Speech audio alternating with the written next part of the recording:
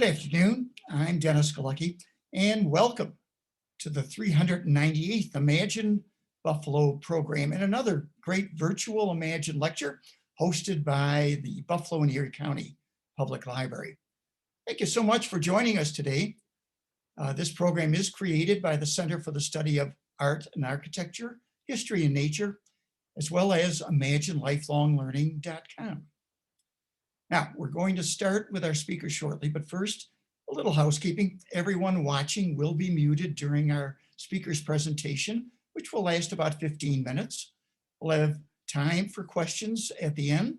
If you have a question, please type it into the chat box and we'll get to as many as we can. This program is being recorded. You'll be able to watch it again later on the library's Facebook and YouTube channels and tell others about that channel. As a reminder, we'll be here on Zoom every Tuesday at 12:30 p.m. At the same link with a great lineup of local speakers. Now, today is the first Tuesday of the month, so our primary theme is art and creativity. And our secondary theme is imagine a healthy, wealthy, and sustainable community. Therefore, imagine lifelong learning. Our featured speaker is Sydney Collins. Sydney is an AmeriCorps Vista at Mayor Byron Brown's AmeriCorps program Project MOVE, M-O-V-E. Sydney and her fellow cohort members aim to serve historically disenfranchised communities by promoting economic success and supporting neighborhood stabilization initiatives all across various departments at City Hall. Stationed at the Buffalo Sewer Authority, Sydney seeks to strengthen community engagement by cultivating partnerships among residents and stakeholders and building public support and participation among the Buffalo Sewer Authority's initiatives, such as Rain Check, which is what she will be discussing today. Sydney also works closely with Buffalo Water's affordability program, Let's Get Water Wise, and develops content for the Buffalo Sewer Authority's social media pages. I've titled Sydney's presentation, Moving Toward Sustainability and Wellness. So now let's welcome Sydney Collins. Sydney? Hello, thank you for that wonderful introduction. I will just start by sharing my screen.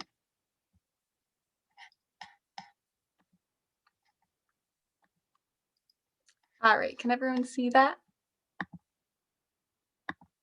Yes. Awesome. All right, so yes, I will be giving a presentation today about Rain Check, which is Buffalo Sewer Authority's Green Infrastructure Initiative. But again, I'll just start with my own introduction. So as you can see here, I really like cartoons and graphics. But I am an AmeriCorps Vista. I love everything sustainability and climate related. Also am a tea addict, guilty as charged. But just a question I had here is, what is most important to you in the fight to keep the planet green and clean? And it's just something that you can think about as I'm going through my presentation. All right, so I'm beginning with a crash course, Buffalo Sewer Authority edition. So I just want to begin with this to give context about why green infrastructure is important by outlining some information about our sewer system. Okay, so let's begin by stating that Buffalo is a water city. So sitting right on Lake Erie, all our water from our local creeks and streams drain into the bigger Great Lakes system, having huge impacts on the environment, public health, and the economy across the basin. So Buffalo is a critical steward in this mega region, containing 18% of the US population, and like stated, 1/5 of the world's fresh water that's flowing by Buffalo. So we know stormwater is a tremendous resource. Helps us grow food, feed our plants and greenscapes, and replenishes rivers, streams, creeks, and lakes. So natural landscapes such as soil and wetlands can absorb stormwater because they are porous. Think about soil as like a sponge for water. However, in an urban setting with high amounts of impervious surfaces such as concrete and asphalt, water is not able to absorb into the ground. So thus, when water is generated, when water generated from rain and stormwater, such as which is called stormwater, is needed to be moved off our streets and buildings to prevent flooding and protect health and safety. This is a challenge begun first as stormwater travels along these impervious surfaces. It picks up pollutants from cars, fertilizers, and other chemicals that flow into our stormwater system and local water bodies and impairs the water quality. However, how our sewer system was originally designed, oopsies, all right. How our stormwater system was originally designed has huge implications on water quality as well, let alone already our impervious surface challenge. So Buffalo Sewer has what's called a combined sewer system, meaning that the stormwater runoff from storm drains combines with sanitary sewage from buildings into the same pipe infrastructure. So during dry weather, this combined sewer I was just system. looking at it because that's what I'm gonna Oh, do. I think someone just needs to mute Yeah, themselves. So during dry weather, this combined sewer system can collect and treat all of Buffalo's wastewater at the treatment plant before releasing into the local waterways because it has sufficient capacity to do so. However, during wet weather events with higher volumes of water, the sewer system has what's called combined sewer overflows, known as CSOs, which act as discharge points to release untreated stormwater and sewage into local waterways. So this prevents treatment plants from becoming overloaded, but it does discharge a lot of untreated wastewater into local waterways. So it's like a pressure point for access water, but it's super unsanitary and not good. So you probably are thinking like, why was this created? So it was initially created when people thought dilution was an adequate means for water purification. But however, now with more scientific understanding, we know that these sewer overflow events has serious implications for water quality. So recognizing this, Buffalo Sewer Authority is committed to protecting these water resources and public health through a combination of green and gray infrastructure improvements. So what are these improvements? In 2014, agencies approved Buffalo Sewer's long-term control plan to minimize these CSO events by capturing 97% of wet weather flows by completion of the 20-year plan. So this plan includes a balance of traditional gray infrastructure, think like expanding pipe capacity, and also smart approaches known as our real-time controls, which I can talk more about if anyone is interested. But yes, our green solutions.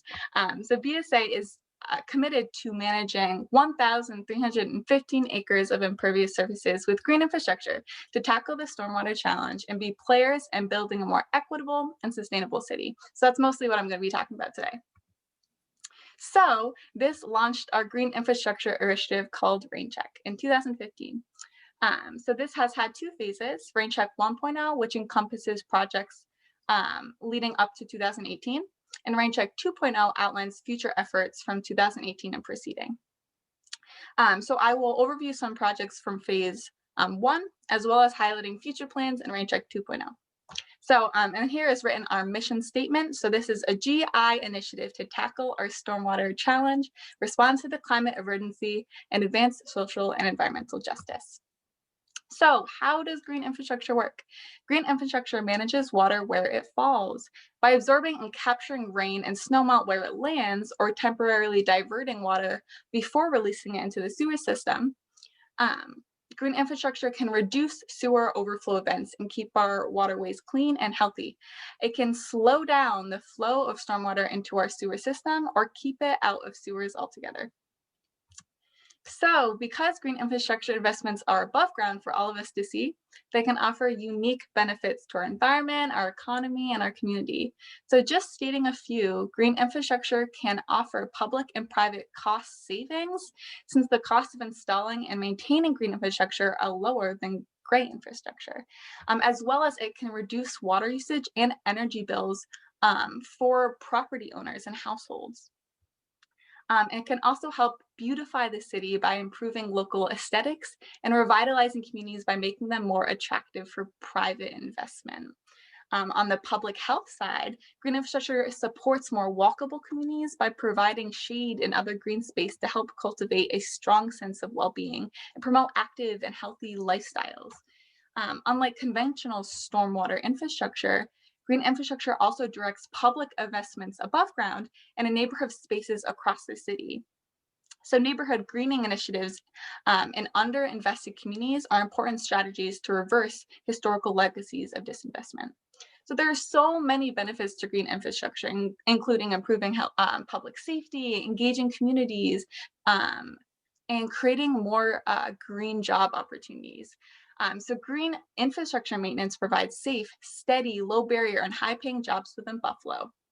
Specifically, the average wage for green infrastructure workers was $23 per hour in the metropolitan area, Buffalo metropolitan area, which is higher than the average median wage of $17.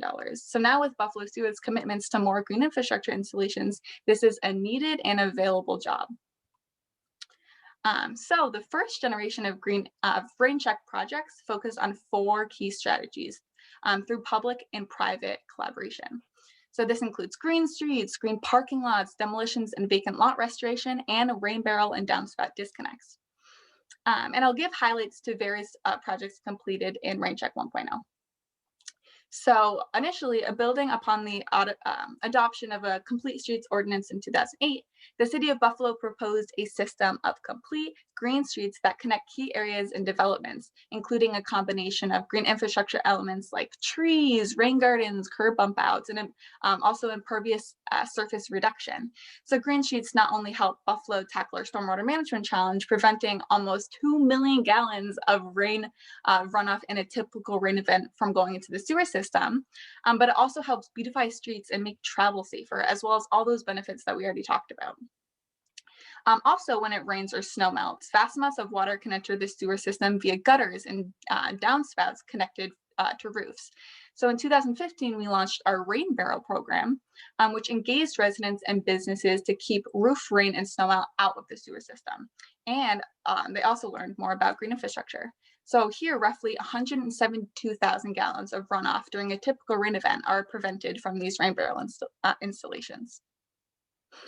Also, much like streets, green parking lots use special services and landscaping that can capture and absorb water.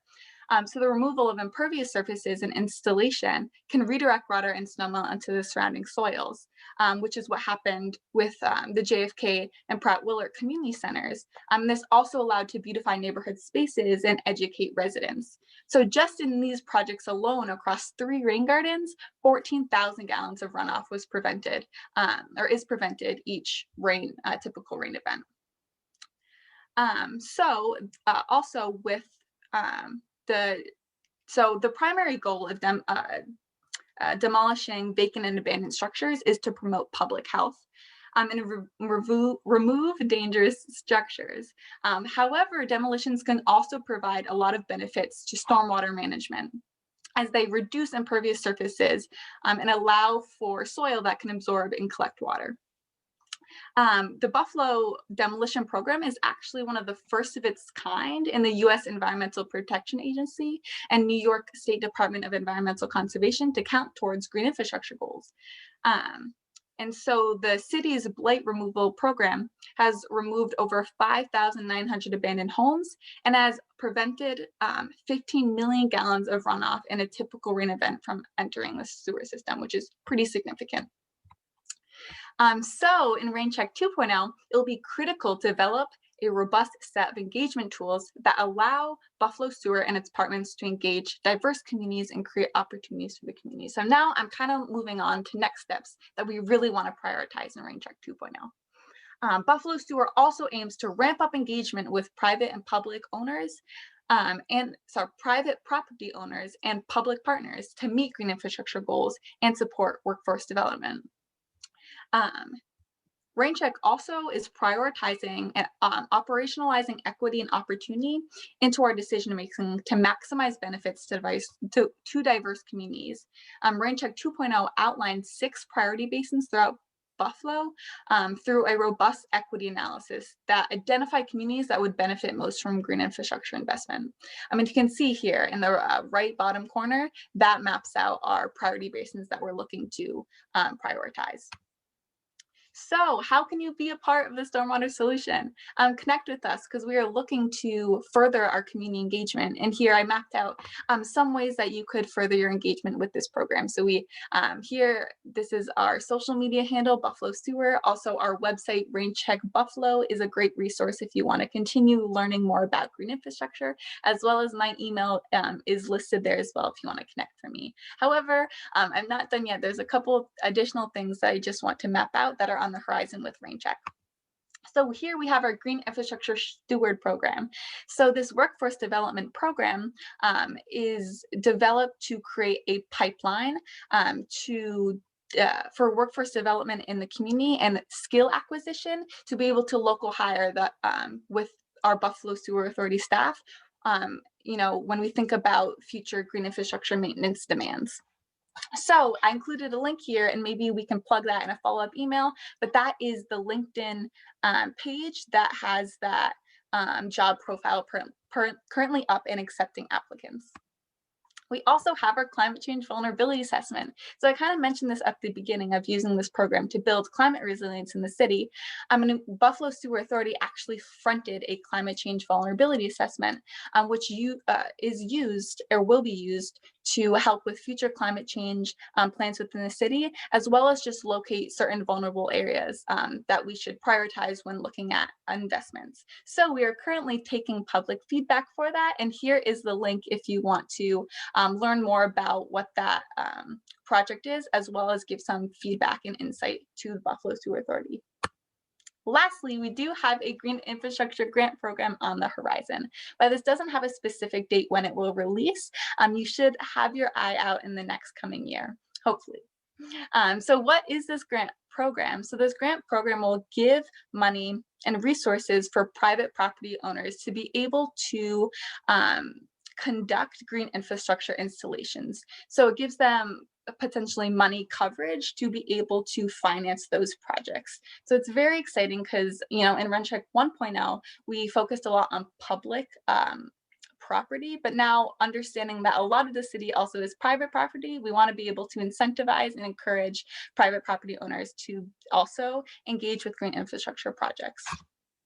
So I know that was a lot. That's why I did mention it was a crash course, because I tried to, mash up as much information as I could.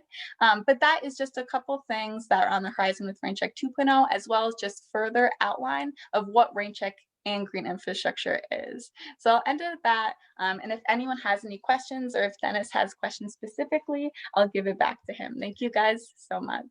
Sydney, that was great. Thank you very much. We're going to find out what our viewers are going to ask, but I've got a couple right off the bat. How this is really, and this whole series points to education, lifelong learning, place-based lifelong learning.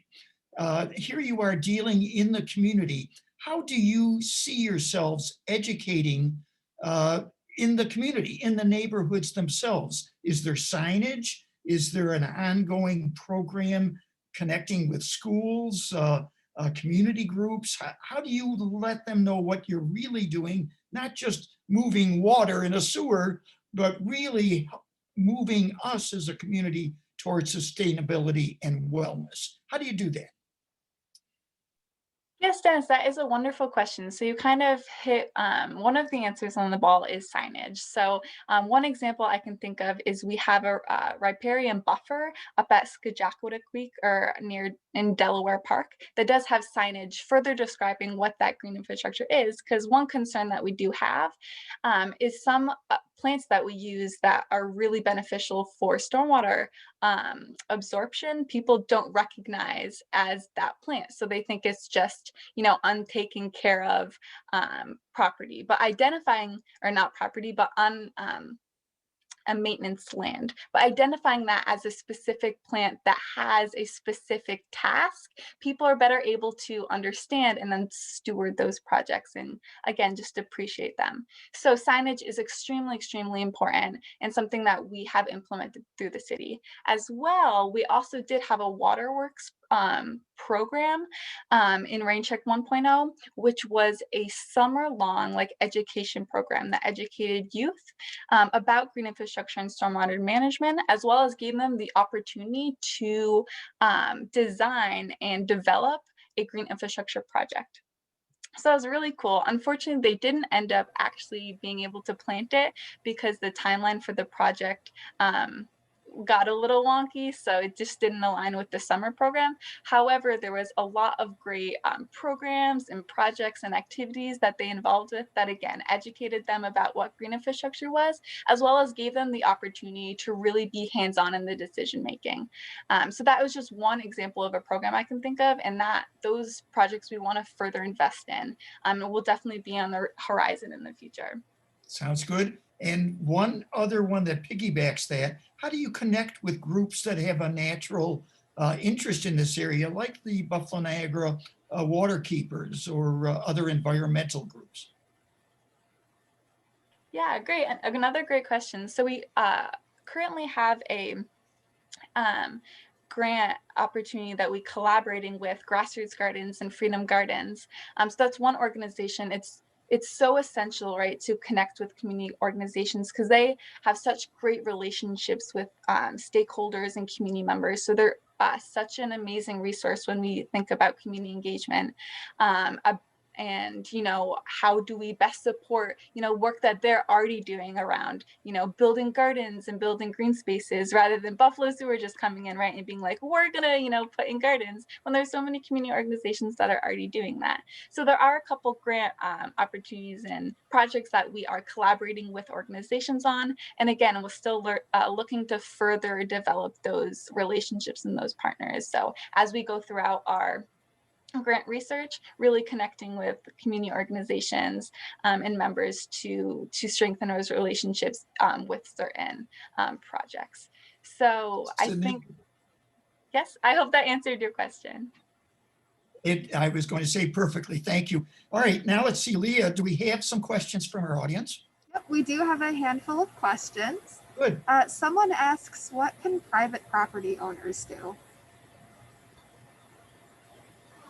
Yeah, that is a wonderful question. And there's actually a specific page on our site that manages just this question. So there's a lot of things that private property owners can do in the realm of, water quality itself, or specifically green infrastructure. So when we're just thinking about water quality, stuff that you don't want to do is like pouring grease down your drain, or using really harsh chemical fertilizers where that water can then flow into water bodies or into our sewer system.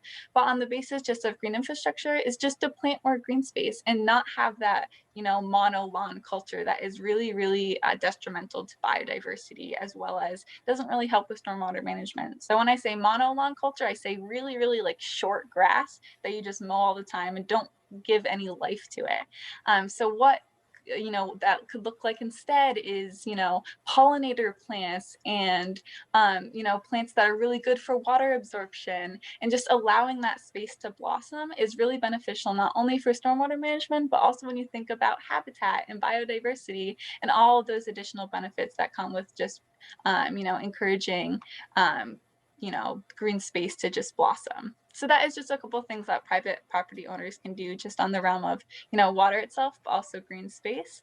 And if you want to check out our site, raincheckbuffalo.org, there is also additional actions on there that you can take. And if you just want to learn more about the topic as well, that site really has a holistic resource to continue learning about green infrastructure. And you might have mentioned this in the presentation, but why is stormwater being intermixed with sewage water? Yeah, so I did mention this at the beginning, but we will reiterate. But we have a combined sewer system. So basically what that is the stormwater that goes in through stormwater inlets, as well as the sanitary sewage, combines into the same pipe infrastructure. Now that was initially created because when we would process that water, it would all go to the treatment plant. So they just kind of maximized the efficiency of our infrastructure by putting that in the same pipe, and then just pushing that all the treatment plant. However, now I kind of mentioned, right, what those CSOs were, which is called combined sewer overflows, which is basically like a pressure point. When there's too much water, it just kind of releases. And unfortunately, that's into our water bodies. And like I kind of mentioned, why was that created? It was initially created because we thought dilution, which is basically like if you have poop and then just put a lot of water in it, well, then it's clean. And they thought that was adequate. But now that we know, no, that's still not very good. So now we are just trying to reconcile and create better infrastructure now that we have better scientific understanding. However, since infrastructure is very expensive, and it's a lot more difficult of an issue just to say we're going to stop those CSOs. Now, there's a lot more process and investment that we need to do to actually achieve those outcomes. So I gave you a little bit more. Hopefully that answered your question. And do you have a favorite green infrastructure project in Buffalo? Oh, that is a great question. I personally love trees. I think trees are really, really fascinating because not only do they help absorb water just like through their roots, but there's also a lot of great things that the tree canopy itself it can do.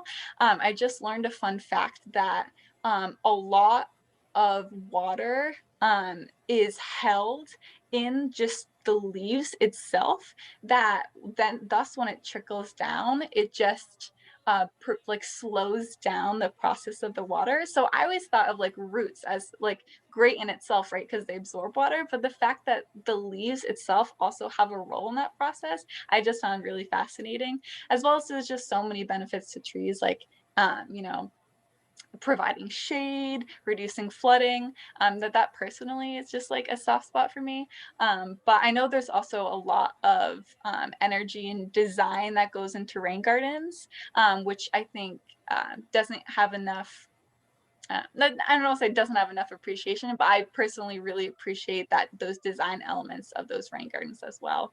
But since you asked for one, I think trees in itself, just because it's something that's completely natural, is one of my favorite. And someone asks if they're going to be offering rain barrels to residents again. Yeah, so that was a program that we had in 2015. We only have a couple left right now, so it's kind of on the back end of its initial creation. So I guess in like as an interim, I'm not sure a timeline for like revitalizing that. However, if someone is asking because they are interested, you can always reach out to me. I can see what that capacity is if we have a couple left that you want.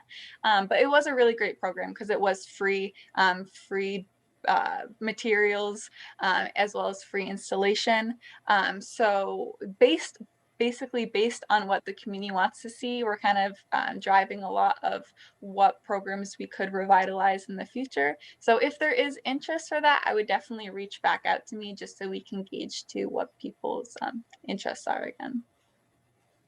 And someone asks, how might the authority mitigate the bad smell around Unity Island? Yeah, that is a great question. And as someone that's at the treatment plant quite often, definitely isn't one of the most joyous things. However, what that smell is, basically when our treatment plant is operating really efficiently, it doesn't really smell because there's not a lot of sitting sewage because everything's just kind of flowing in and flowing out. However, when things don't smell very well, it's usually when one of like our systems just isn't operating as efficiently. So I want to say, like, let's just give more money to the treatment plant, right? Because then it, like, not saying to the community, but on like a federal level, if we get more money, then we can better operate and that smell doesn't happen as frequently. But obviously that's something a little bit above our heads. So I don't really have an answer to that question. Plug your noses, then we can't smell it. But definitely as we continue to better our infrastructure, hopefully that won't happen as frequently. But I think just when you smell it, just appreciate, the function of the plant and the fact that it is cleaning our water, which is just cool and fascinating in itself. Someone else asks if a stormwater user impact fee has been considered. Yeah, so if you do read, and if you're interested, I'd really recommend reading our opportunity report, the Rain Check 2.0 opportunity report, because it kind of covers a couple different elements of stormwater management and incentivizing green infrastructure that Buffalo Sewer Authority has considered.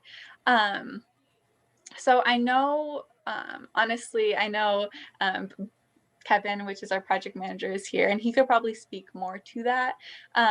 But those, if you reference our opportunity report, those were options that have been considered, but they just haven't been implemented. Based on what I know, I think that process is a little more difficult to implement in Buffalo, but definitely keeping our options open in regards to what, you know, the future of green infrastructure could look like. I think we're out of time for questions, but someone asked if you could share the LinkedIn link that was in your presentation. If you could just post that in the chat for everyone. Yeah. Before we sign great. off. Yeah, I don't know if I have the capacity, Dennis, to plug in the chat. If you send but it to me, I can share it publicly in the chat. Okay. Oh, Yes, that would be wonderful. great. That would be great.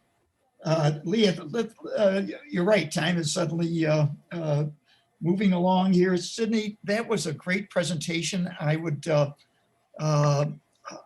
it answered, I couldn't help but observe your notice that in another day, earlier times, we put a lot in the air and we put a lot of pollution in the water and thought it would just kind of go downstream and be somebody else's issue and dissolve. But we're finding out we all live downstream from everybody else, and we need to clean these items up and be more sensitive.